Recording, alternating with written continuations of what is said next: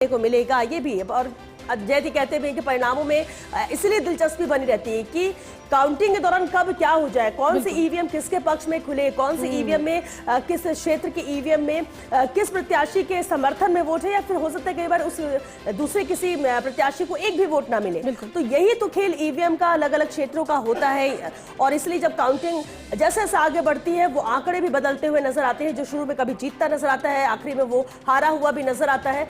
तो ये ऐसे परिणामों में कुछ भी कहना बहुत जल्दबाजी होती, कोई भी दावे बहुत जल्दबाजी के हो जाते हैं। और इसलिए अभी जिस तरह से काउंटिंग आगे बढ़ी, क्योंकि करीब आधे घंटे का वक्त हो चुका है जब 8 बजे से काउंटिंग शुरू हुई, इसके बाद के जो आंकड़े हैं वो ये कह रहे हैं कि बीजेपी पश्चिम बंगाल में रुझानों में अब थोड़ा पीछे हो गई है। 88 सीटों पर बीजेपी आगे है तो 94 सीटों पर टीएमसी आगे चल रही है, यानी अब टीएमसी रुझानों में आगे हो चुकी है।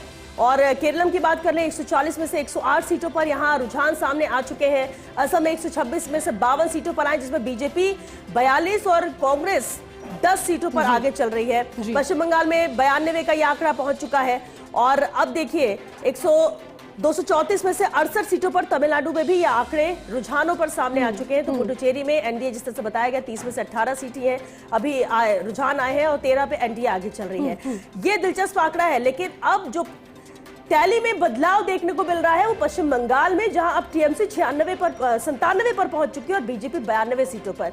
और ये होना भी लाजमी है, क्योंकि जैसे जैसे काउंटिंग आगे बढ़ी अलग अलग सीट पर एक जगह से भी अगर कोई आगे पीछे होता तो ये आंकड़ा किस तरह से बदलता है, ये टैली बयां कर रही है स्क्रीन की, और इस पे ही नजर है सबकी। अब देखिए पश्चिम बंगाल में जब 293 में से 189 सीटों पर ये परिणाम, माफ कीजिएगा, रुझान अभी सामने आए हैं, तो क्या ये रुझान परिणाम में तब्दील होंगे? फिलहाल जो आंकड़ा है वो टीएमसी का 97 और बीजेपी का 92 सीटों का है। और असम में 43 पर बीजेपी आगे है, कांग्रेस 10 पर ही बहुत देर से